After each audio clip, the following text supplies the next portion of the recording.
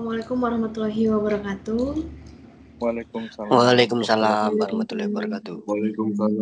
Waalaikumsalam. Selamat pagi teman-teman NCL Lovers Angkatan 29. Semoga pagi ini tetap semangat ya. Sudah di hari keempat kita sharing bareng. Jangan sampai semangatnya turun ya.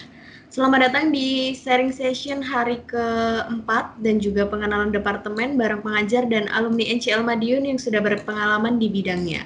Seperti biasa, sebelum masuk ke sesi materi, kita mulai dulu dengan sambutan singkat dari manajer NCL Madiun. Langsung saja kepada Bapak Yohanes, kami persilakan.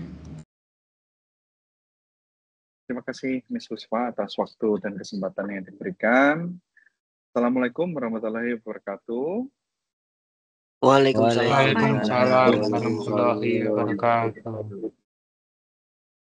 Baik teman-teman, pada kesempatan pagi yang berbahagia ini kita kembali masuk di hari keempat. Di hari keempat ini materinya kembali seperti di hari yang pertama, yaitu materi dari Departemen Front Office. So teman-teman, ini cocok nih bagi kalian yang ingin masuk di Departemen Front Office, bisa tetap harus gabung untuk mengerti dan mengenal apa itu Front Office ya. Jadi meskipun nanti kalian punya minat di NCL untuk masuk di FO, di Front Office, nanti kalau ada pelajaran atau materi lain dari Departemen F&B Service, Housekeeping, tentu harus ikut juga. Karena setidaknya FO ini juga harus mengerti departemen-departemen yang lain. Seperti itu ya. Jadi jangan fokus pada, saya ingin hanya mengerti tentang departemen yang saya inginkan saja. Tapi teman-teman bisa belajar dari departemen-departemen yang lain. Hari ini materinya tentang mengenal peralatan dan mengenal orang-orang yang bekerja di FO. So nanti silahkan dipahami, didengarkan penjelasan dari Ms. Lintang dan juga dari Kak Riko. Kak Riko ini alumni NCL yang sekarang sedang bekerja di Trans Bandung, ya, salah satu hotel bintang 5 di Bandung. Silahkan, selamat menikmati setiap materi-materi, selamat belajar. Kiranya pembelajaran hari ini dapat bermanfaat buat teman-teman di proses pembelajaran selama ada di NCL Madiun. Ya, saya kembalikan buat Ms. Puspa. Baik, terima kasih banyak Pak Yohanes. Sekarang langsung aja kita masuk ke sesi utama kita. Kemarin Ms. Lintang sudah membahas tentang definisi dan bagian-bagian dari front office. Hari ini kita akan melanjutkan materi berikutnya. Buat kalian yang penasaran pengen tahu gimana sih front office itu, ini waktunya buat gali informasi sebanyak-banyaknya. Untuk materi pertama, hari ini akan disampaikan langsung oleh pengajar dari Front Office, yaitu Ms. Lintang. Yuk langsung aja kita simak bersama. Kepada Ms. Lintang, kami persilakan. Selamat pagi semuanya. Good morning. Pagi. Morning. Kita jumpa lagi di pembelajaran online kali ini ya. Jadi ini adalah materi kedua yang mau saya sampaikan. Kebetulan saya di sini dengan salah satu alumni dari NCL, namanya Kak Riko. Dia akan share pengalaman dia selama di front office nanti setelah sesi saya. Ya, oke. Saya mau lanjutkan materi saya yang kemarin. Bentar ya. Oke. Oke, teman-teman. Bisa dilihat semuanya ya, screen-nya tampak di layar kalian? Bisa, Miss. Oke. Bisa. Baik, hari ini kita akan, saya akan menjelaskan tentang alur kerja dan peralatan front office. Sebelumnya saya akan review dulu. Kemarin kalau kita sudah berbicara tentang front office, kemudian kalian di hari kedua dan ketiga juga sudah mendapatkan materi dari F&B dan housekeeping. Sekarang saya mau ingatkan ke kalian lagi bahwa definisi front office ini adalah first impression of the hotel. Jadi wajah hotel untuk pertama kalinya ketika tamu memasuki hotel, sebelum tamu itu menginap memasuki kamar yang sudah dibersihkan oleh housekeeping, sebelum tamu itu makan di restoran yang akan disajikan oleh F&B service, maka tamu itu akan melewati lobby. Lobby adalah area kerja dari front office, gitu ya.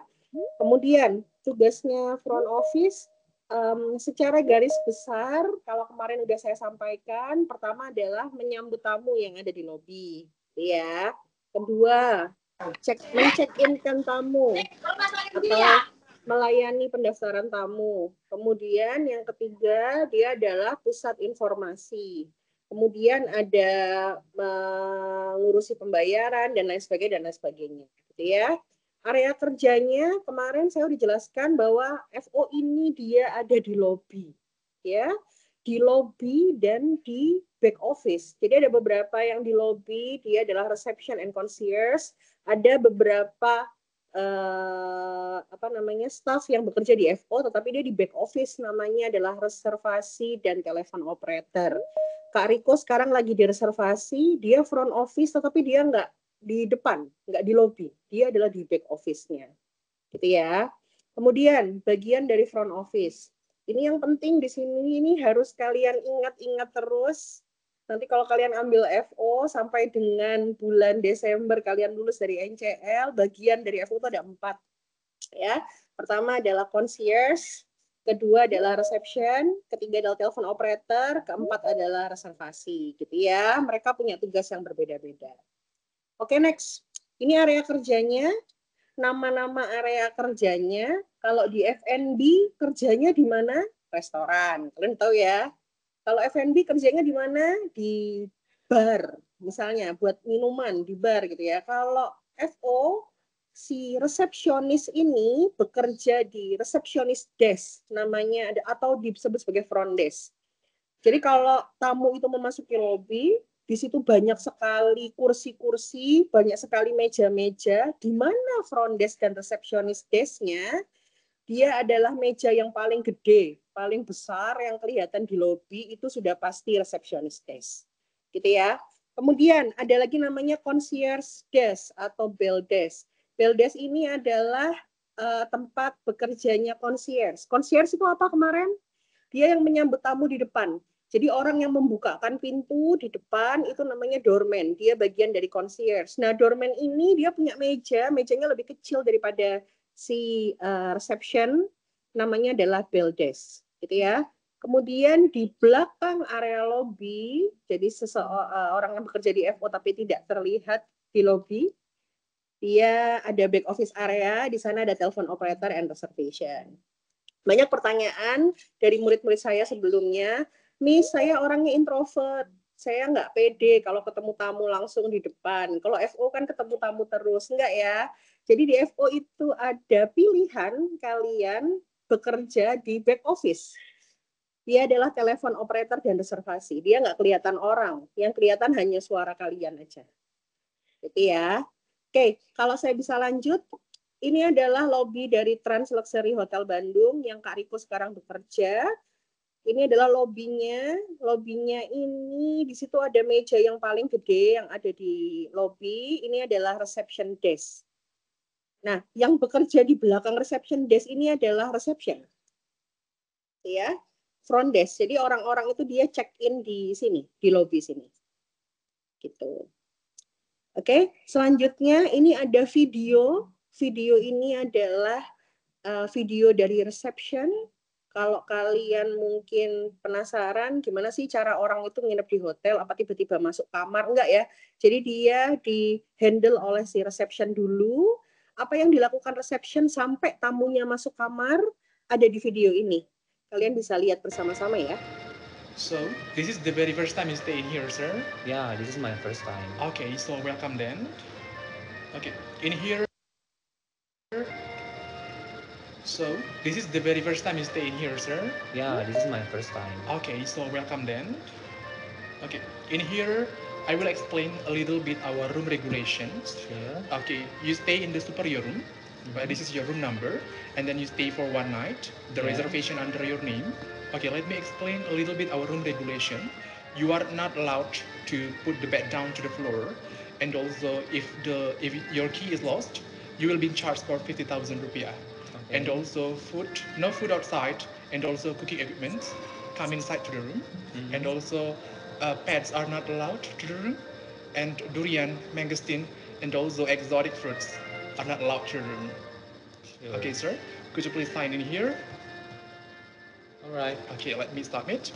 Breakfast tomorrow start from 7 to 10. You just bring your key to our staff in restaurant. Our staff will escort you to the room. Enjoy your stay, sir. Thank you. Oke, teman-teman, di video ini kalian bisa lihat mas-mas ini adalah resepsionis. Dia menerima tamu yang datang, kemudian dia melakukan registrasi. Jadi dia registrasi itu apa? Dia tanya, Bapak atas nama ini ya? Atas nama Bapak A misalnya. Bapak check-in dari hari ini sampai kapan gitu ya. Ini kamar Bapak. Kemudian dijelaskan sama dia peraturan-peraturan yang tidak diperbolehkan di hotel. Misalnya tadi bawa durian, bawa manggis, kayak gitu nggak boleh. Bawa hewan peliharaan ke hotel juga nggak boleh gitu ya. Kemudian dia juga menjelaskan besok Pak kalau mau breakfast atau kalau mau sarapan pagi jam 7 sampai jam 10 seperti itu ya. Kemudian dia memanggil concierge, lihat nggak yang di akhir video dia memencet bell tuh ting gitu ya.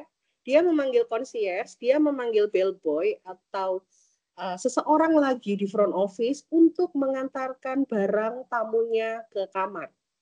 Gitu ya. Jadi resepsionis ini nggak nganterin tamu ke kamar. Yang nganterkan adalah bellboy. Seperti itu. Oke. Di sini adalah salah satu fungsi dari resepsionis, dia check-in dan registration desk. Bahasa Indonesianya adalah check-in dan pendaftaran tamu. Seperti itu ya. Oke. Di video yang kedua ini, kakak yang satu ini dia adalah operator dan reservation. Ya, yang tadi saya bilang dia nggak kerja di depan lobby, tetapi dia bekerja di back office. Kalian bisa lihat videonya selanjutnya. Thank you for calling Mason Pine Hotel di Sal Samsu. Selamat pagi, bisa dibantu. Baik, saya bantu hubungkan, mohon ditunggu ya, Bi ya. Dengan senang hati. Mau ke reservasi, Pak? Dengan senang hati, selamat pagi. Baik, untuk di tanggal 27 untuk check-in-nya ya, Pak ya. Kebetulan untuk tanggal 27, betul. Kebetulan untuk di tanggal 27 kita sudah full Bapak. Paling kita available kembali di tanggal 28. Thank you for calling operator Bila speaking. Selamat pagi, bisa dibantu. Ada lagi yang bisa dibantu? Baik, mohon ditunggu. Oh, baik, baik, dengan senang hati. Untuk kolam renangnya itu kita yang kids full, kita air hangat Bapak.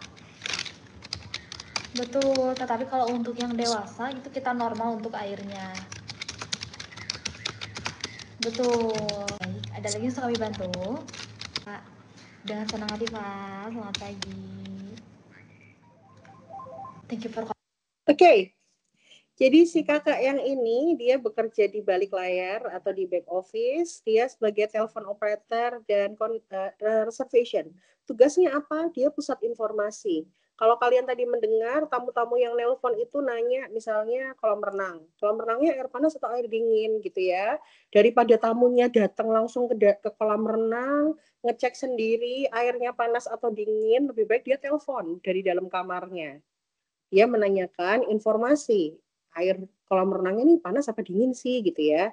Jadi informasi ini didapatkan dari mana? Dari telepon operator. Telepon operator ini adalah seseorang, contohnya adalah si kakak ini. Kakak ini adalah telepon operator. Dan kakak ini adalah di bagian dari front office. Seperti itu. Oke, ada video selanjutnya. Video ini adalah concierge yang tadi saya bilang. Concierge ini bekerja di lobby. Si concierge ini dia menyambut tamu yang datang, membukakan pintu sampai mengantarkan tamu ke dalam kamar. Bisa kita lihat ya. Meet the Browns Hotel concierge team. Jorge, doorman. They're in charge of welcoming guests to the hotel, assisting with transportation, and supervising car valet services. Ivan, luggage porter. They're in charge of luggage management, assisting guests to reception, and making sure that luggages arrive safely to the rooms. This is Lee, our head concierge, and Richard, our assistant head concierge. They are both elite Golden Key concierge at Les Cliffs Door. They take care of external guest bookings such as restaurant bookings and tours. They know so much about London. You can ask them anything, and they will try their best to provide outstanding service. Isn't that amazing? Guests can also book London shows through our concierge team. Are you passionate about London and hospitality? Be part of our concierge team. Meet the Browns Hotel. Oke, video terakhir tadi dia adalah concierge, ya. Ada banyak pertanyaan kalau front office itu identik dengan perempuan. Nih saya cowok, cocok nggak sih saya di front office? Nah, buktinya si concierge, bapak-bapak ini dia cowok semua ya. Jadi concierge itu kebanyakan cowok. Ini sama dengan housekeeping. Kalau housekeeping itu adalah departemen yang identik dengan cowok-cowok. Boleh nggak sih, Miss, kalau cewek itu di housekeeping? Boleh. Cowok pun boleh di front office, gitu ya. Dan di front office itu lebih butuh cowok daripada cewek. Seperti dengan di housekeeping, ternyata di housekeeping itu faktanya lebih butuh cewek daripada cowok. Seperti itu ya. Oke, di video ini dia adalah concierge yang tadi saya bilang, jadi dia tugasnya membukakan pintu, nganterin barang tamu ke kamar, dia juga sebagai pusat informasi. Kalau di akhir video tadi kalian bisa lihat, dia menjelaskan ini hotel di London ya, di Inggris, di UK. Dia menjelaskan, oh kalau ke London ada ini. Dia sambil membuka peta, seperti itu ya. Jadi dia bisa menjelaskan, jadi dia pusat informasi tentang kota London, seperti itu. Dia juga dia ini adalah front office, dia ini di bagian concierge. Seperti itu. Oke, next. Kalau di front office, peralatan apa aja sih yang harus kita gunakan di front office gitu ya. Di front office ini sesuai dengan namanya, front adalah depan, office adalah kantor, peralatannya itu adalah peralatan yang biasa dipakai di kantor. Jadi kita semua udah tahu ya. Pertama, dia ada komputer, tahu ya, semua pasti tahu komputer, laptop, komputer tahu. Telepon, kemudian ada konsol telepon. Konsol telepon itu yang dipakai sama mbak-mbak operator tadi yang dicantolkan ke kepala dan ke telinganya itu loh. Itu konsol telepon. Jadi kalau kayak headset gitu loh, jadi dia nggak perlu bolak-balik ngangkat telepon pakai tangan, tetapi dia pakai konsol, ya.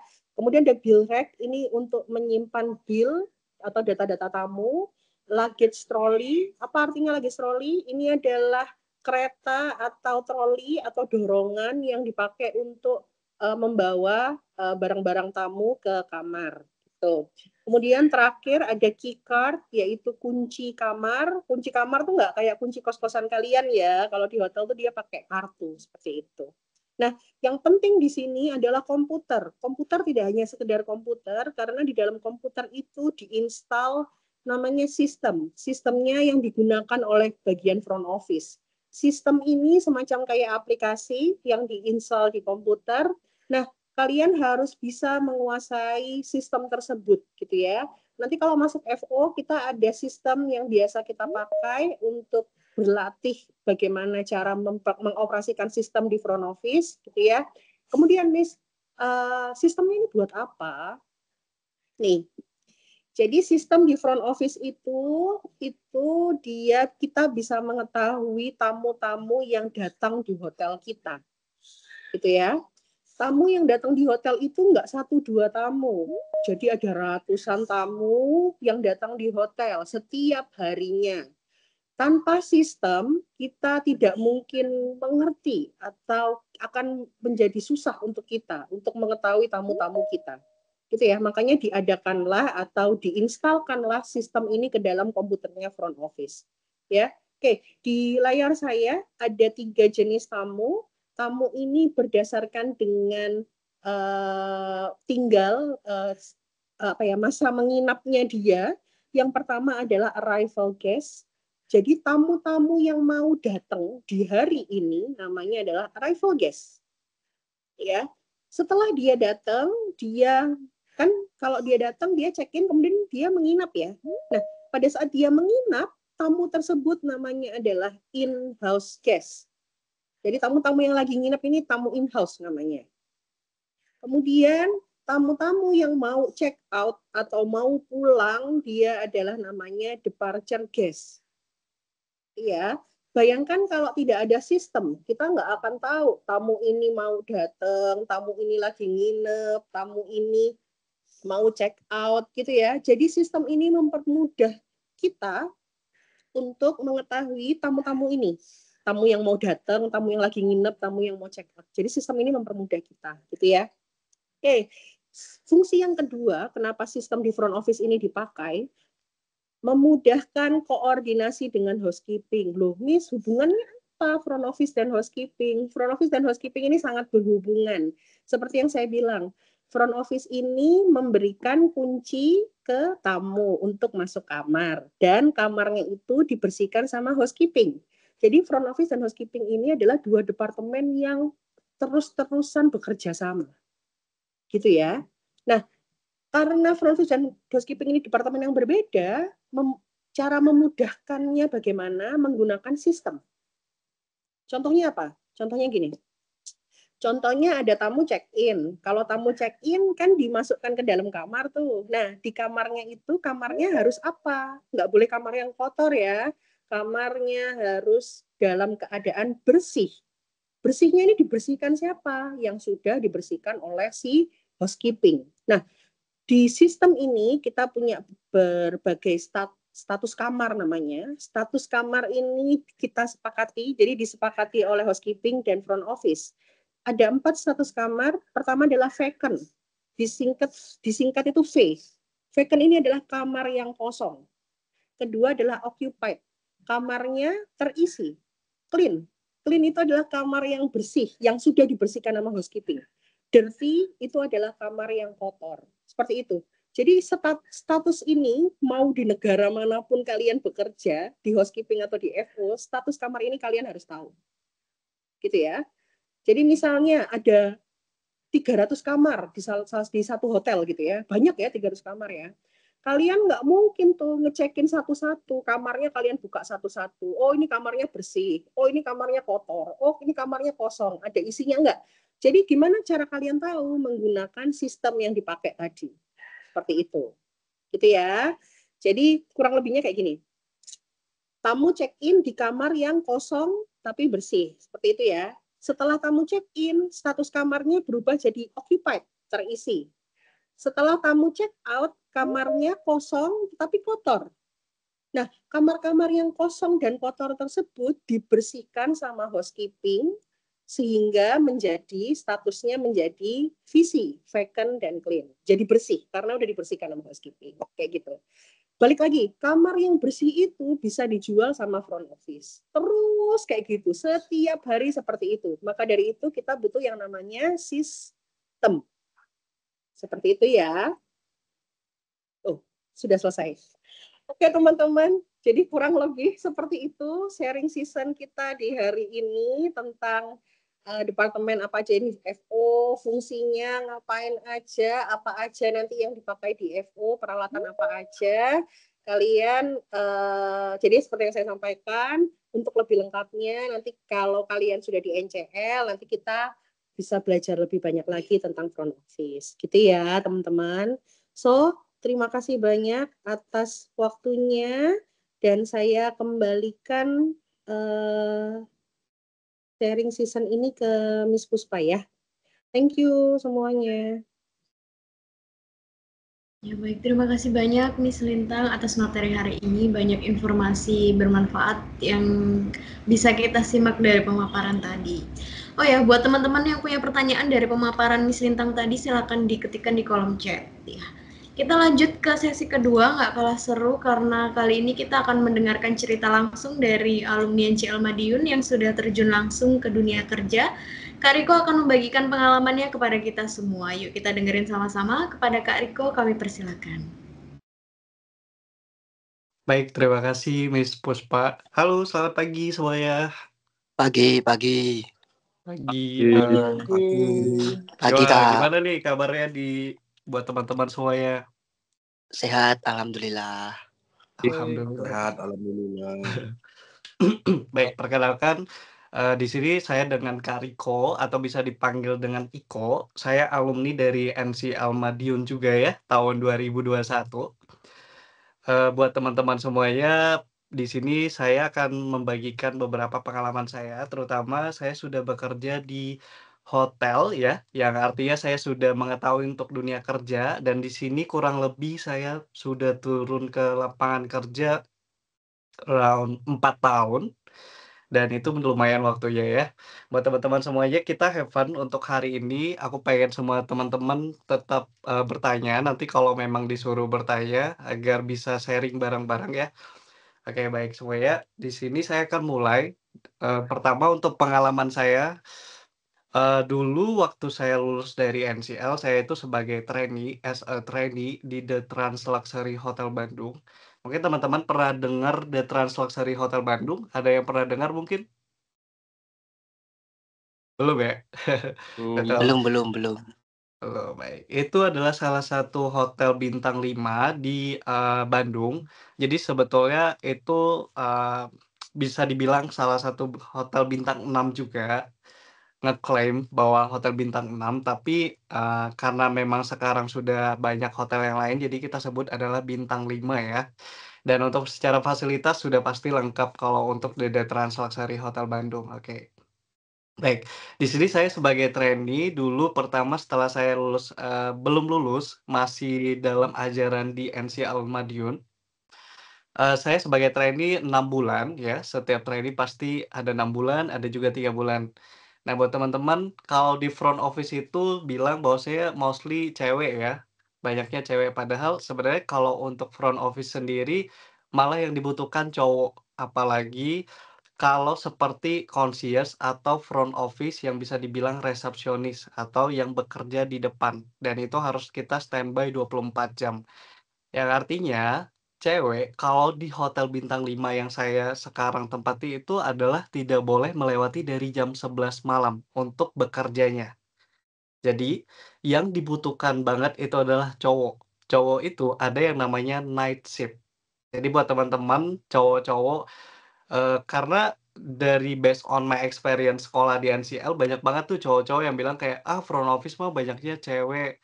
Padahal opportunity buat cowok bisa naik di front office itu gede banget, dan itu besar banget untuk opportunity-nya, terutama buat teman-teman yang pengen berkarir di dunia hotel, ya, kalau untuk front office. Oke, terutama, mohon maaf tadi kembali lagi ke training, saya training sebagai concierge sebanyak 2 bulan, dan di 2 bulan itu ternyata saya ekstrovert, orangnya suka ngobrol dengan tamu, dan ternyata setelah itu saya dipindahin ke telepon operator.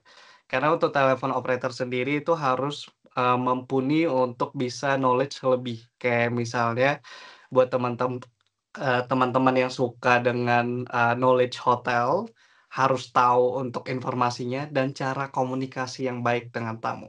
Jadi di situ saya ditarik training ke, telepon operator atau kalau di The Trans Luxury Hotel Bandung itu namanya STAR.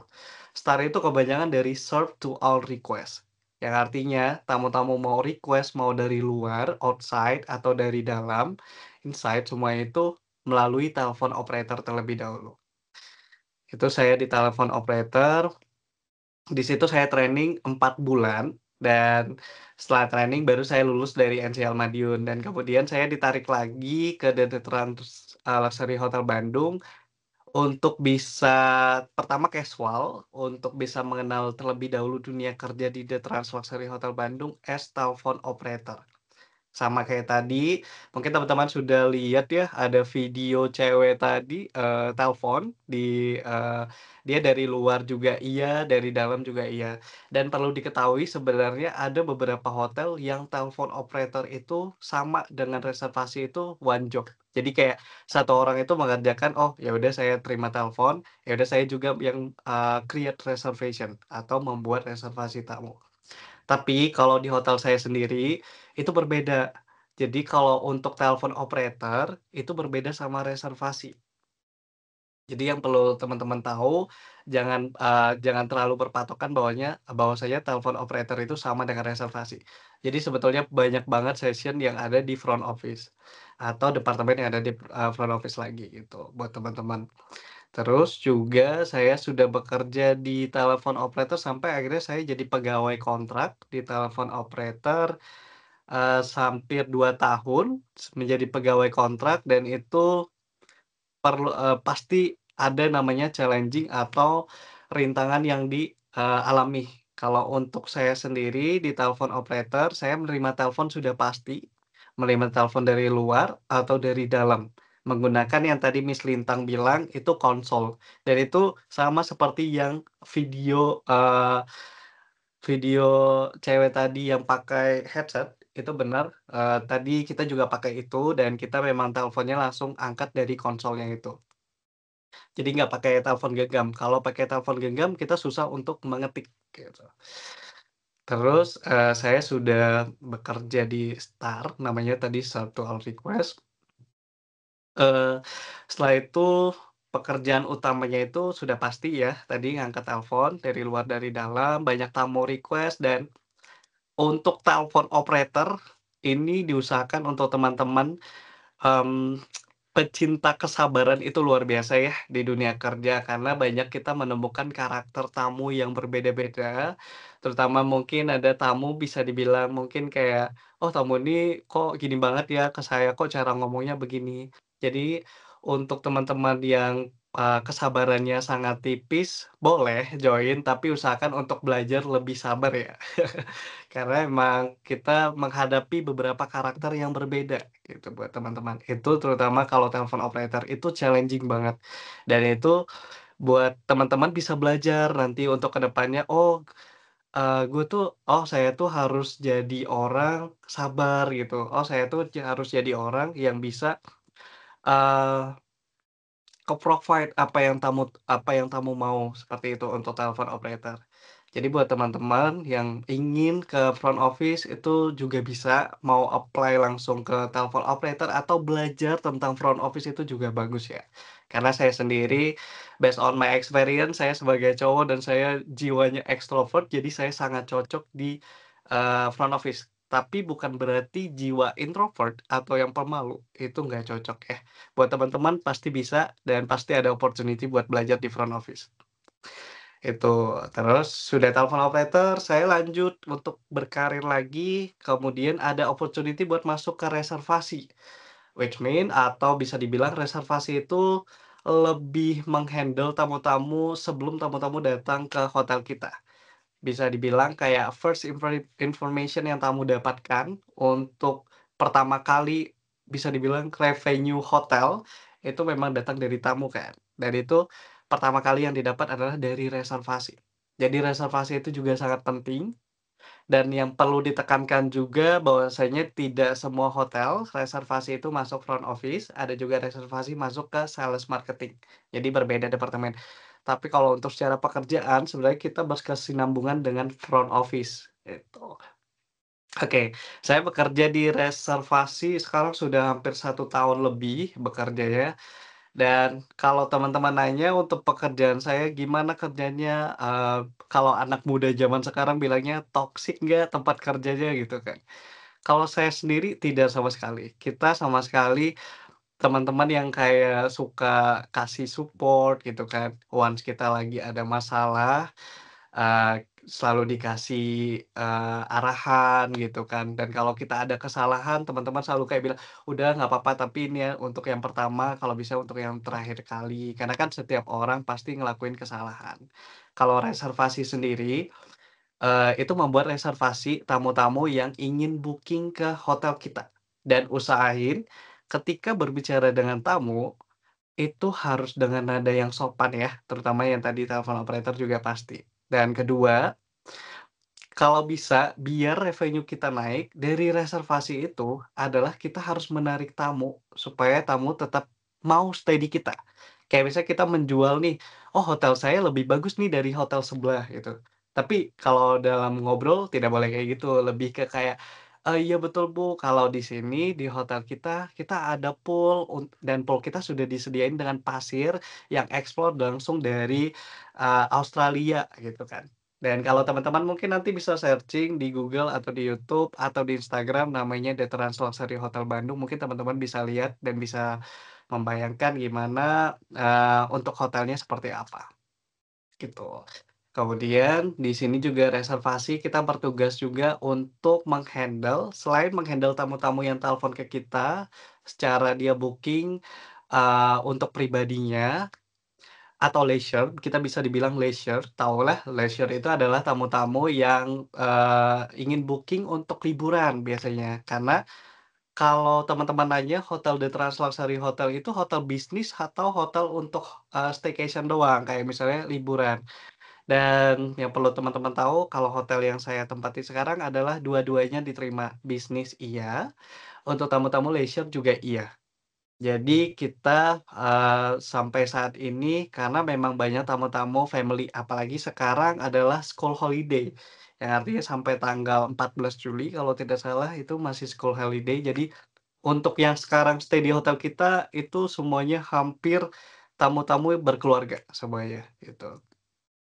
Kalau untuk tamu bisnis sendiri, biasanya itu disebut corporate atau government. Dan biasanya mereka pakai ada namanya harga corporate atau government. Kalau untuk harga tersebut, kita sudah ada rate kontraknya, jadi tidak semuanya sama kalau untuk government dan corporate.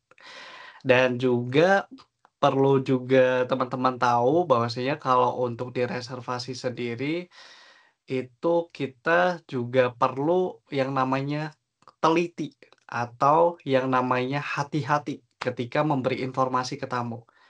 Karena sesuai dengan experience atau pengalaman yang sudah saya berikan atau mohon maaf yang sudah saya lalui, itu pernah kejadian dan bahkan tamunya marah besar karena memang ada kesalahan informasi tentang rate atau harga kamar.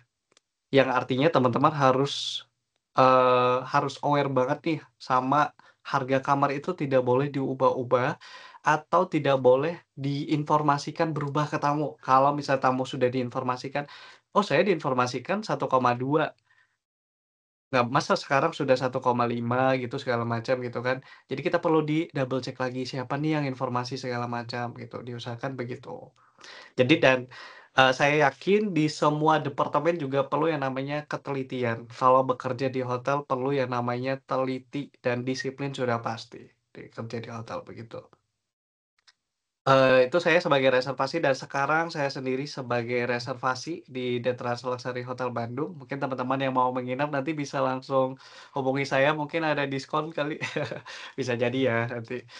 Ya begitulah untuk pengalamannya dan, mohon maaf tadi kembali lagi ke front office, kalau untuk front office ada yang namanya resepsionis. Sebetulnya saya belum pernah di resepsionis, tapi saya sudah sedikit mengerti untuk pengerjaannya atau main job dari resepsionis. Seperti yang Miss Lintang tadi bilang, ada namanya arrival guest atau tamu-tamu yang ingin datang. Dan itu biasanya dari front office atau resepsionis sendiri harus dicek preference tamu atau apa yang tamu butuhkan. Nah, itu berkesinambungan sama ke reservasi yang tadi. Karena yang membuat reservasi adalah tim reservasi, maka untuk preference atau kemauan tamu itu harus kita catat. Tidak boleh kita bilang, "Tidak ada Bu, tidak bisa," tidak boleh. Terkecuali beneran kayak seperti, kamar tidak ada gitu kan, nggak mungkin kita bilang, "Oh ada Bu kamar," nggak mungkin, gitu. Jadi kalau preference tamu misalnya seperti, "Mas saya mau dong, pool view," gitu kan. "Boleh Bu, kami bantu catatkan untuk pool view-nya, namun ketersediaannya tetap mengikuti pada saat kedatangan." Perlu teman-teman tahu, kalau untuk ke tamu tidak boleh dijanjikan. Permintaan tamu tidak boleh dijanjikan sama sekali. Jadi, teman-teman yang ingin bekerja di bidang front office reservasi, itu kan pasti terima telepon atau tamu-tamu government, kita tidak boleh bilang, "Iya, ada." Terkecuali ada garansi. Karena di hotel saya sendiri, misalnya seperti tamu minta connecting room, yang artinya 2 kamar harus disatuin, mohon maaf, 2 kamar ada pintu untuk, pintu terhubung gitu, itu namanya connecting room, itu tidak boleh dijanjikan, gitu. Terkecuali misalnya tamu, "Oh saya nggak mau kayak begini Mas, saya nggak mau subject to availability atau pada saat kedatangan saya nggak mau, saya maunya yang pasti." Nah biasanya itu harus kita konfirmasi dulu ke manajer kita biasanya. Kalau di tempat saya kerja saya sendiri, itu biasanya akan dikenakan untuk fee atau charge tersendiri. Biasanya mulai dari ratusan ribu begitu. Itu, eee, ya itu untuk pengalaman saya bekerja dan pastinya seru kalau teman-teman nanya, "Gimana sih pekerjaan di front office tuh ada nggak ya serunya?" Gitu kan. Eee, Semua pekerjaan pasti ada waktu serunya. Semua pekerjaan pasti ada challenging-nya, tergantung dari teman-temannya menerima apa tidak. Lebih ke kayak, bagaimana karakter teman-teman menyikapi untuk hal seperti itu, begitu. Seperti front office itu kan kalau resepsionis tadi bertemu dengan tamu, sudah pasti first impression yang tamu dapatkan itu juga sudah pasti harus bagus, teman-teman harus grooming yang bagus, senyum yang bagus, itu kan.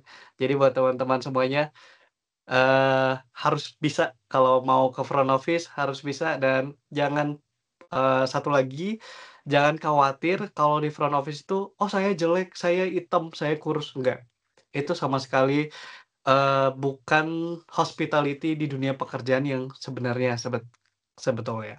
Karena yang teman-teman harus tahu juga bahwasanya kita bekerja itu perlu yang namanya knowledge yang lebih atau pinter. Jadi front office bukan cuman face-nya doang atau mukanya yang cakep gitu kan, tapi tahu-tahunya dia kayak, "Aduh susah banget buat mengerti hal ini, hal itu," gitu kan. Kita prefer cari orang yang benar-benar knowledge-nya bagus, yang ketika nginformasi ke tamu, tamunya juga ngerti, yang ketika dijelasin juga tamunya juga di-explain juga langsung kayak, "Oh iya baik," gitu. Jadi berarti kalau teman-teman sudah bekerja, itu pasti seru, karena saya yakin buat teman-teman semuanya, itu akan menjadi hal yang teman-teman nantikan di pekerjaan, hotel, atau mungkin teman-teman mungkin mau bekerja di kapal pesiar juga tidak masalah ya, karena memang, sebenarnya sama saja karena kita ketemu dengan tamu setiap hari ya, begitu. Ya begitu untuk pekerjaan saya, ini waktunya masih ada nggak sih Miss Lintang? Mohon maaf. Kayaknya cukup kok, ada sesi tanya jawab selanjutnya. Oh iya benar. Oke baik, udah segitu saja dulu dari saya sendiri. Mungkin buat teman-teman yang mau bertanya silakan, mungkin mau di-unmute atau apa untuk pertanyaannya atau mau di kolom komentar, mungkin nanti bisa kita jawab bersama-sama. Terima kasih semuanya. Have fun, bye-bye. Ya, terima kasih banyak buat sharingnya Kak Riko. Selalu menyenangkan dengar cerita langsung dari kakak-kakak alumni ya teman-teman. Nah biar teman-teman makin mantep nih dengan pilihan departemennya. Yang masih penasaran bisa ditanyakan di kolom chat. Ini beberapa udah ada yang bertanya di kolom chat. Ini untuk pertanyaan pertama dari Kak Wahyu Prasetyo. Apakah FO bisa melamar di kapal pesiar? Mungkin dari Pak Yohanes akan menjawab atau Miss Lintang atau Kak Riko? Pak Jo, monggo Pak Jo. Terima kasih, Ms. Puspa. Apakah front office bisa melamar di kapal pesiar? Tentu bisa. Memang di dunia front office juga ada kebutuhan di dunia kapal pesiar juga ada kebutuhan untuk front office ya. Namun memang pada faktanya di NCL Madiun belum ada alumni NCL Madiun dari FO yang sekarang kerja di kapal pesiar ya. Mungkin teman-teman yang ini sekarang lagi dengerin ya, mau kerja di kapal pesiar di bagian FO ada ya. Saya coba tadi setelah baca dari unknown user ini,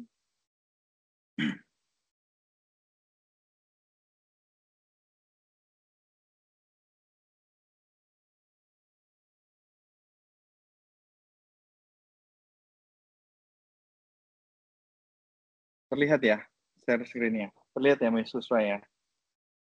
Terlihat Pak. Lihat Pak, Oke. bisa Pak. Ini kalau kita melihat di Alpha Maksasa ini dia membawahi beberapa kapal pesiar seperti Viking dan juga Holland America Line. Terus ada Costa, Ini kalau kita lihat di sini ada Costa Cruz membutuhkan guest service officer. Guest service officer ini tentunya kalau di sini memang tulisannya ada Japanese speaking ya, maknanya dia harus bisa bahasa Jepang seperti itu. Namun tugas dari guest service officer ini sebenarnya adalah tugasnya dari FO. Seperti itu. Terus di Viking River ini juga ada guest service officer. Kalau teman-teman lihat apa yang jadi tugas dan tanggung jawab dari GSA yang ada di Viking River ini semuanya sama persis dengan tugas dan tanggung jawab dari GSA yang ada di hotel. Ini dari satu agensi ya, Alfa Mangsasa ya. Terus ada agensi dari Equinox. Equinox ini dia membawahi untuk kapal pesiar Royal Caribbean ya. Dan di Royal Caribbean ini juga ternyata di Royal Caribbean membutuhkan GSA ya, guest service officer juga ya. Kalau kita lihat di sini dalam requirement-nya juga ada pengalaman dari 5 stars hotel gitu. Saya rasa apa yang menjadi tugas dan tanggung jawabnya baik di kapal maupun di hotel sama ya GSA ya. Terakhir ini tadi coba saya lihat ada dari Ratu Oceania, itu dia membawahi kapal Disney. Nah, ini ada juga guest service host namanya kalau di Disney. Cuma kebetulan di sini sudah fulfill ya, sudah terpenuhi ya. Jadi sebenarnya teman-teman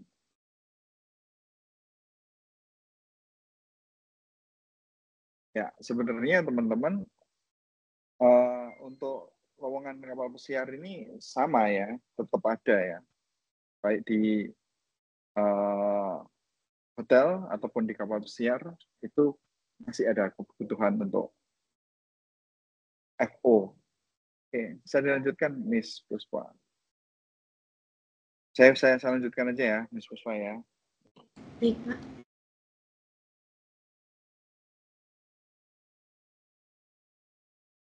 Kita lanjutkan. Izin bertanya, hal-hal apa saja yang paling sulit dalam belajar front office? Silakan dari Mas Riko dulu, dan kemudian dielaborasi dengan Miss Lintang ya. Hal yang paling sulit dalam belajar FO itu apa sih? Silakan, Mas Riko dulu. Pengalaman yang waktu di NCL paling sulit belajar FO itu belajar apa? Oh, baik. Terima kasih buat pertanyaannya. Tadi ada teman-teman yang nanya pengalaman paling sulit di front office ya. Ini lebih ke pelajarannya atau selama bekerja ya, Pak ya? Mohon maaf. Selama belajar. Selama belajar. Kalau untuk selama belajar sih, kalau untuk front office, jujur saya bisa dibilang karena saya suka front office, jadi bisa dibilang tidak terlalu sulit semua pelajarannya. Jadi, kalau teman-teman nanya ke saya secara personal, saya lebih, milih kalau untuk yang sulit banget itu adalah belajar awal-awal bahasa Inggrisnya sih, karena front office itu perlu yang namanya bahasa Inggris yang bagus.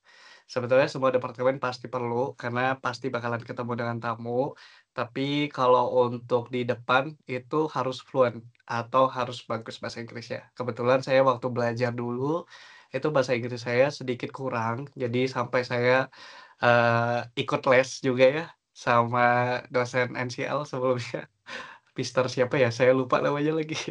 Jadi, itu yang sedikit sulit kalau untuk, di front office gitu. Tapi kalau untuk secara departemen seperti, concierge atau segala macam, menurut saya itu tidak terlalu sulit. Apalagi teman-teman yang ingin belajar atau ingin, penasaran seperti apa front office, mungkin teman-teman bisa boleh mencoba. Karena kecocokan itu berbeda setiap orang ya, begitu. Jadi begitu kecenderungannya.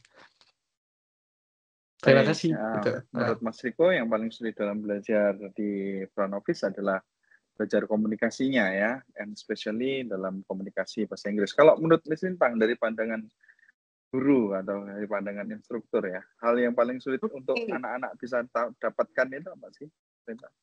Kalau menurut saya sih betul kata Riko, itu adalah bahasa, karena kalau bahasa Inggris kalau di FO tuh kalian harus dan wajib ya, wajib bisa berbahasa Inggris gitu ya. Kalau ada levelnya nih, level 1 sampai 10, bahasa Inggris kalian harus ada di level 7, itu udah paling jelek. Itu dari segi bahasa ya. Kalau dari segi pembelajaran, yang paling sulit menurut saya adalah reception. Karena reception ini adalah ngurusin pembayaran, gitu ya. Kayak kasir gitu loh. Tapi ini reception namanya. Dia ngurusin pembayaran. Nah, di pembayaran ini mungkin anak-anak yang nggak terlalu berpengalaman itu banyak yang tombok. Tombok itu maksudnya uangnya kurang gitu ya, karena dia nggak teliti seperti itu. Nah, kekurangannya siapa yang bayar? Yang bayar adalah receptionnya sendiri. Gitu. Nah, ini bukan nakut-nakutin atau apa, bahwa setiap pekerjaan itu pasti ada resikonya. Salah satu resiko yang terbesar di FO menurut saya adalah kalau uangnya kurang. Jadi kalian harus nambahin pakai uang kalian sendiri. Gitu. Itu aja sih Pak, menurut saya cukup. Ya, kalau tambahan dari Selintang selain daripada komunikasi adalah ketelitian ya, ketelitian dalam handling uang ya, seperti itu. Saya rasa saya setuju dengan dua pendapat dari Mas Riko dan Mas Lintang ya, bahwa semua pekerjaan itu pasti ada resikonya ya. Oke, selanjutnya dari unknown user lagi, banyak yang bilang kalau FO itu kebanyakan cewek, tapi ternyata yang dibutuhin cowok. Kira-kira kalau cewek masuk FO bakal bisa nggak miss ya? Kalau ada kata miss berarti Mas Lintang nih. Cewek masuk FO ini Mas Lintang cewek ya, Mas Lintang juga FO. Iya loh, cewek. Kemarin juga cewek yang sharing. Oke, teman-teman, di FO itu karena front office adalah wajah pertama dari hotel, tentunya kita butuh sweetener ya. Sweetener itu apa? Pemanis. Nah, yang manis-manis ini siapa? Yang manis-manis ini cewek-cewek. Gitu ya. Jadi pastikan yang cewek-cewek ini apabila kalian good looking gitu-gitu, kalian udah pasti di front office. Udah pasti. Banyak murid saya dari departemen lain, housekeeping gitu ya, yang agak good looking gitu. Nyatanya waktu OJT dia ditawarin di front office. Seperti itu. Ya, benar. Gitu ya. Jadi di FO itu ada dua syaratnya. Pertama harus good looking, kedua harus pintar. Kalau kamu nggak pintar, paling nggak kamu good looking. Kalau kamu nggak good looking, kamu harus pintar. Gitu aja. Cuma dua sebenarnya syaratnya. Oke, that's right. Pengalaman saya 13 tahun di NCL Madiun dan melihat anak-anak atau alumni-alumni NCL yang kerja di FO, memang syaratnya kalau di FO itu good looking. Kalau diingat, definisi good looking itu bukan putih, bukan rambutnya lurus, terus bagus, bukan seperti itu, tapi enak dipandang, seperti itu ya. Selanjutnya, Kak Riko tanya nih, jadi FO kerjanya bisa dibilang nggak terlalu sulit ketimbang HK. Kalau dibandingin dengan HK, menurut Kak Wahyu ini lebih susah di HK ya. Apakah benar seperti itu Kak Riko? Kerja di FO itu lebih ringan daripada kerja di HK. Oh iya, thank you buat pertanyaannya. Tadi pertanyaannya, FO bisa dibilang nggak terlalu sulit ketimbang HK. Maaf kalau pertanyaannya agak personal. Ya nggak apa-apa Kak. Kalau based on experience yang udah saya pelajari dengan anak housekeeping atau bisa dibilang dengan saya sendiri, itu kan kita bekerjanya saling kesinambungan ya, yang artinya memang kita bekerja sama gitu kan. Tapi kalau untuk pertanyaan sulit FO atau housekeeping, itu keduanya ada balance-nya, lebih ke ada sulitnya. Kalau seperti FO kan tadi yang Miss Lintang tadi bilang, misalnya seperti reservasi atau front office, kita salah atau segala macam kurang detail, nanti kita nombok kan, kita ganti sendiri. Dan kedua kalau untuk secara reservasi di belakang walaupun kita duduk, kita juga capek mungkin lebih ke ngetik, bagaimana cara komunikasi dengan tamu, segala macam. Challenging-nya hanya di situ sebetulnya. Tapi kalau untuk housekeeping sendiri memang berat, karena memang housekeeping itu memerlukan tenaga yang kuat, fisik yang kuat, dan untuk anak-anak zaman sekarang kan Gen Z bisa dibilang mental health-nya juga harus kuat. Karena memang kalau di housekeeping itu kita harus bisa dikasih waktu nih, misalnya seperti berapa menit harus beresin kamar ini gitu kan, berapa menit harus beresin kamar ini supaya tamunya bisa check-in. Karena kalau normal check-in di hotel saya sendiri itu kan jam 3 ya, jam 3 itu sudah paling seharusnya tamu itu udah datang dari jam 12 gitu, kasihan tamu-tamu yang harus nunggu lama, sebetulnya gitu.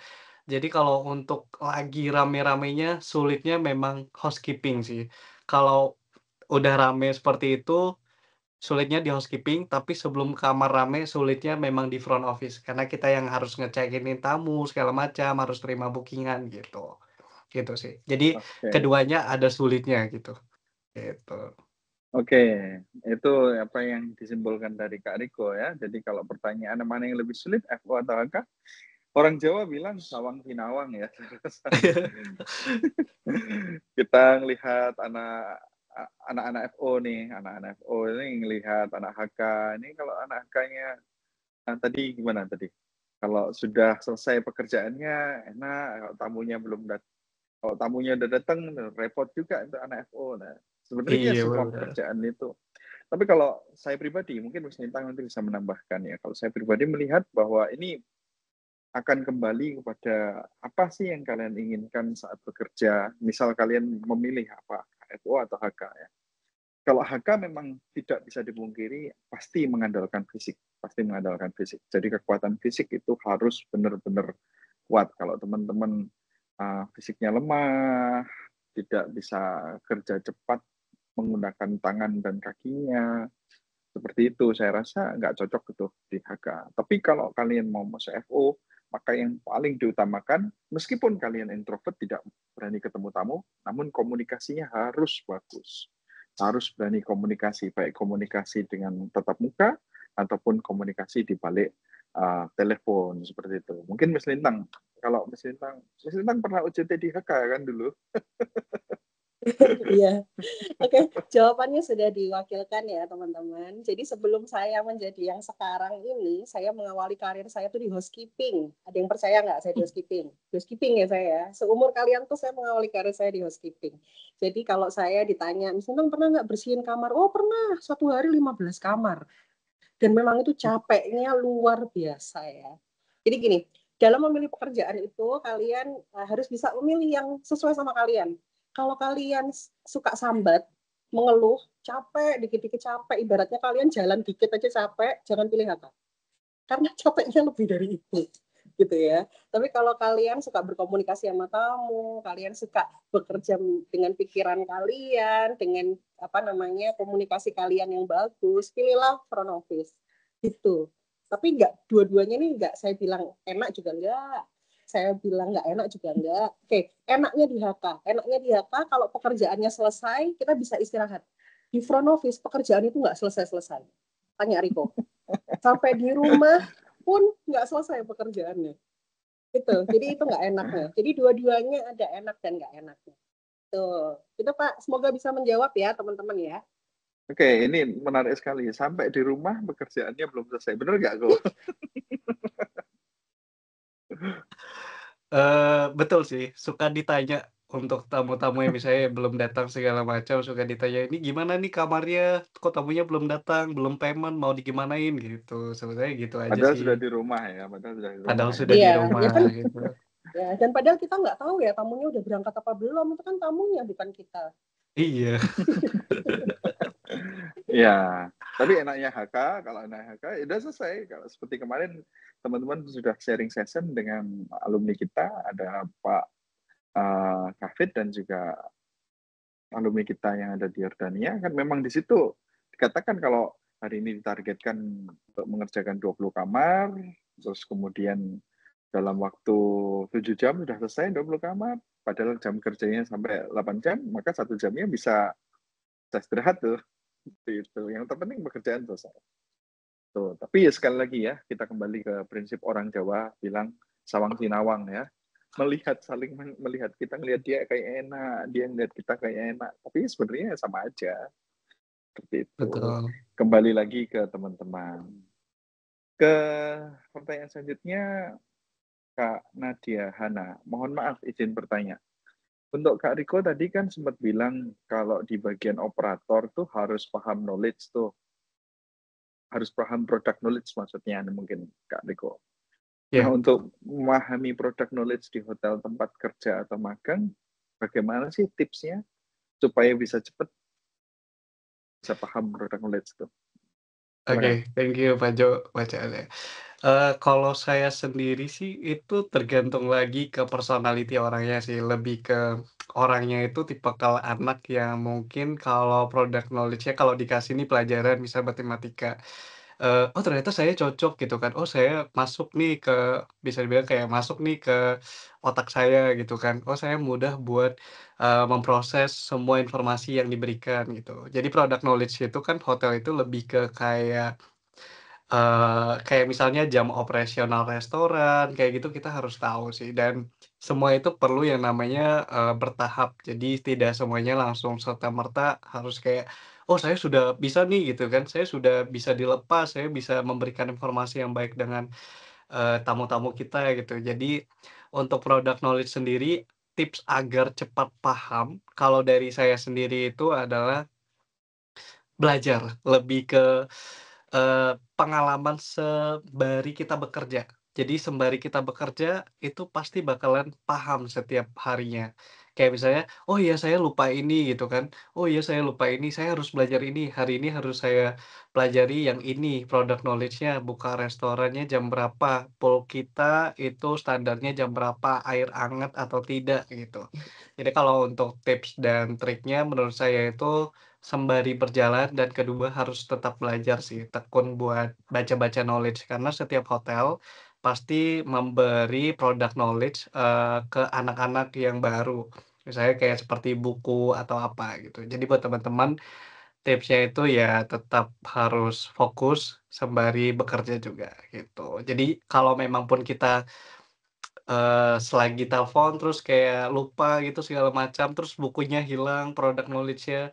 Jadi buat teman-teman pertama jangan panik kalau lagi seperti itu, kedua pasti bilangin ke tamu, "Oh iya Ibu mohon maaf kami coba konfirmasi terlebih dahulu," habis itu baru teman-teman tanya ke teman-teman yang lain mungkin yang udah, paten di bidangnya gitu. Itu sih tipsnya gitu. Thank you Pak Jo, thank you Kak Nadia. Ya, sama seperti salah satu prinsip di dunia perhotelan, kita tidak boleh bilang tidak ya kepada Betul. tamu, nggak boleh bilang tidak. Jadi kalau suatu kali saat ditanya dari tamu, ini jam berapa nih bukanya swimming pool? Kamu nggak boleh sebagai seorang mau di FO, HK, FTS ataupun kitchen ya. Namun yang di sini kan hanya memilih 3 ya. Kita nggak bisa bilang sama tamunya, saya tidak tahu Bu, mohon maaf ya, saya kan FO nih, bukan Saya kan anak pool. training nih, gitu ya. Seperti itu tidak boleh bilang tidak. So syaratnya ya harus tahu paham product knowledge itu learning by doing ya, learning by Iya, doing. learning by doing. Mungkin Miss Lintang bisa menambahkan supaya cepat paham product knowledge itu gimana sih Miss Lintang? Oke, saya selalu berbicara kepada murid-murid saya yang mau training, itu saya bilang, kamu jangan keluar lobby dulu kalau kamu belum paham product knowledge. Karena kan kalau kalian kerja tuh pakai name tag ya, di name tag kalian tuh nggak ada tulisan, oh saya lagi training, saya lagi belajar, saya baru masuk 1 hari, itu nggak ada. Jadi kalau tamu lihat kamu itu udah otomatis dia kalau butuh bantuan dia selalu minta tolong kamu. Jadi kalau kalian belum hafal product knowledge-nya, disarankan jangan keluar lobby dulu.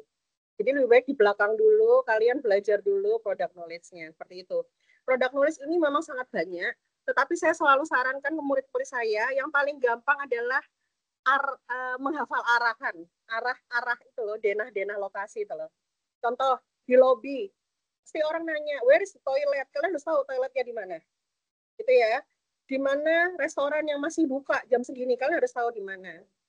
Kalau kamar saya kamar sekian misalnya, kamar 1507, saya harus jalan ke arah mana? Itu kalian harus tahu, itu minimal banget. Jadi pertama yang harus tahu itu adalah arahan. Selanjutnya kalian bisa pelajari terlebih lanjut. Kalau product knowledge itu sesuai dengan tergantung dengan kalian, kira-kira bisa dihafalkan antara 2 hari sampai 1 minggu. Itu. Saya itu sih Pak.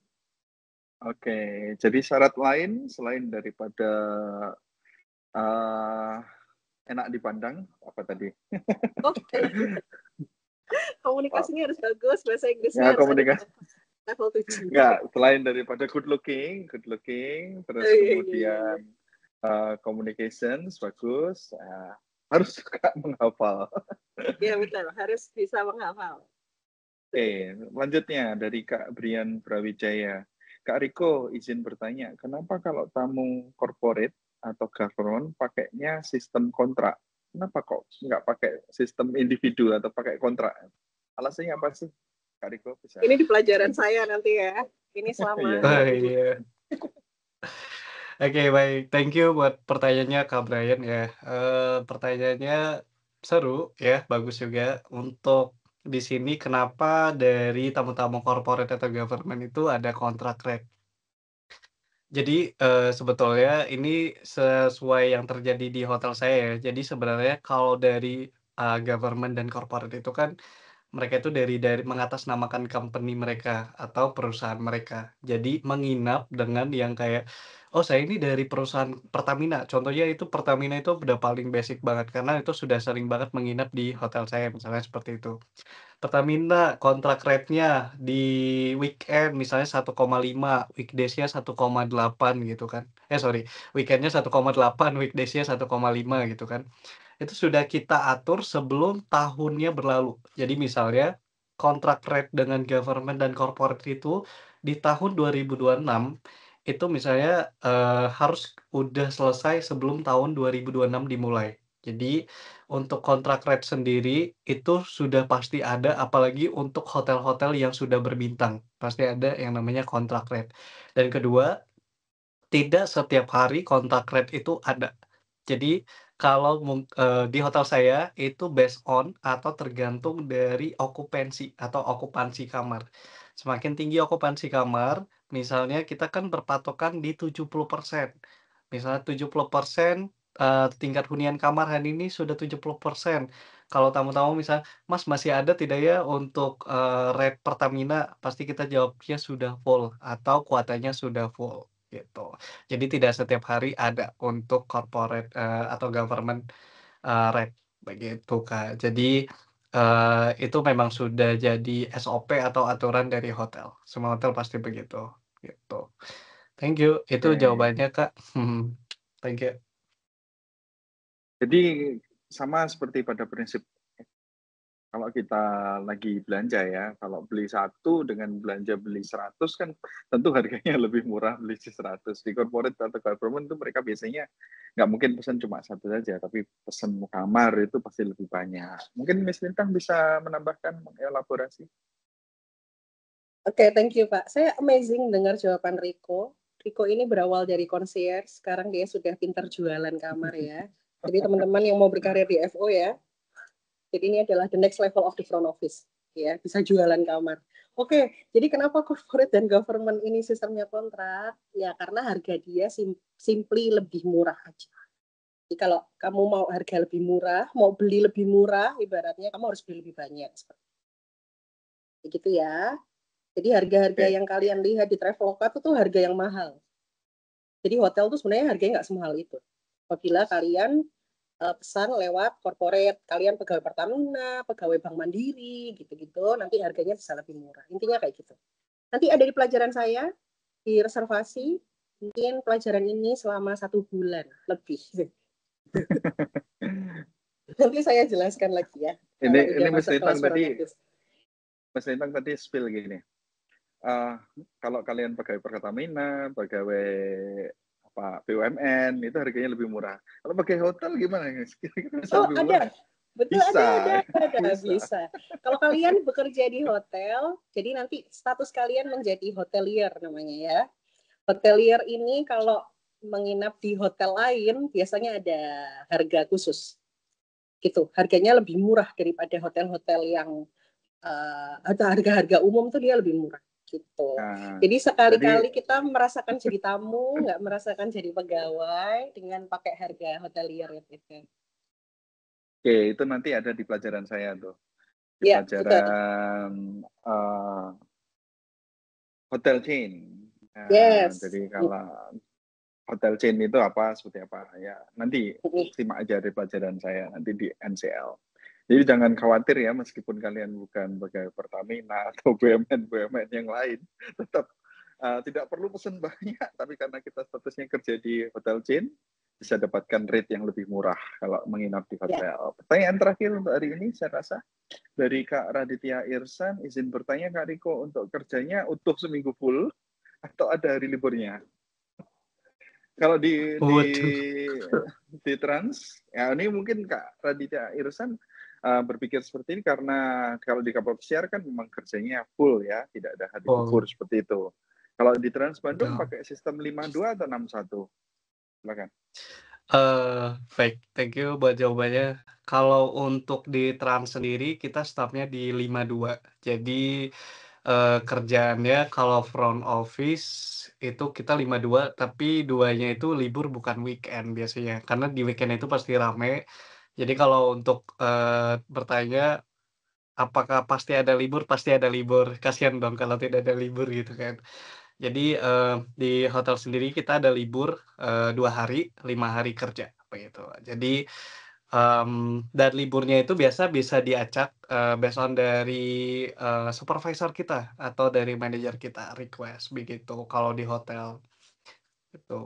Gitu Pak. Ya, jadi di hotel itu ada punya sistem 52 dan 61 biasanya. 61 ada, betul.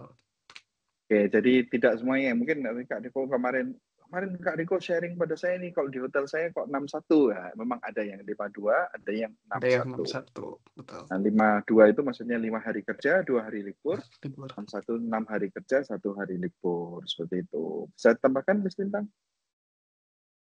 Oke, betul ya, ada 52 sama 61. Saya rasa hal tersebut, jadi kebijakan libur 2 hari atau 1 hari seminggu, itu sekarang menjadi menjadi pemikiran buat anak-anak yang mau cari kerja. Jadi kan kalau anak-anak sekarang, kata Riko kan harus peduli dengan mental health ya. Jadi anak sekarang tuh sebenarnya lebih suka kalau liburnya lebih banyak. Gitu. Jadi mereka ini lebih memilih hotel-hotel yang ada liburnya 1 minggu itu 2 hari daripada liburnya cuma 1 hari. Kayak gitu. Itu ya. Ya. Gitu. Banyak kok hotel yang sekarang sudah nerapin 52 ya. Seperti itu. Tapi memang tidak bisa dipungkiri ada masih beberapa hotel yang masih menerapkan 61. Jadi 61 itu capek banget. Libur sehari itu lebih capek kan daripada libur 2 hari. Seperti itu. Betul. Tapi pada faktanya kalau anak-anak masih magang dapat 52 itu 1 hari liburnya buat kerja lagi. Buat cash flow. Iya benar. Kalau jadi lagi cash flow nggak libur. Itu ya. Oke, seru sekali pembahasan kita terkait dengan front office kali ini. Saya kembalikan kepada Miss Lutfa karena seluruh pertanyaan sudah dijawab ya. Baik, terima kasih banyak Pak Yohanes. Terima kasih juga buat pertanyaannya, teman-teman, seru sekali. Semoga jawaban dari Pak Yohanes, Miss Lintang, dan juga Kak Riko bisa menjawab rasa penasaran teman-teman semua. Ya, kita udah sampai di akhir sesi. Terima kasih banyak kepada Pak Yohanes, Miss Lintang, dan Kak Riko, juga teman-teman yang udah aktif dari awal sampai akhir. Sampai ketemu di sesi selanjutnya, tetap semangat dan terus eksplor dunia perhotelan bersama NCL Madiun. Mohon maaf apabila ada tutur kata yang kurang berkenan, saya pamit undur diri. Wassalamualaikum warahmatullahi wabarakatuh. Waalaikumsalam. Thank you, everyone. Waalaikumsalam. Thank you semua.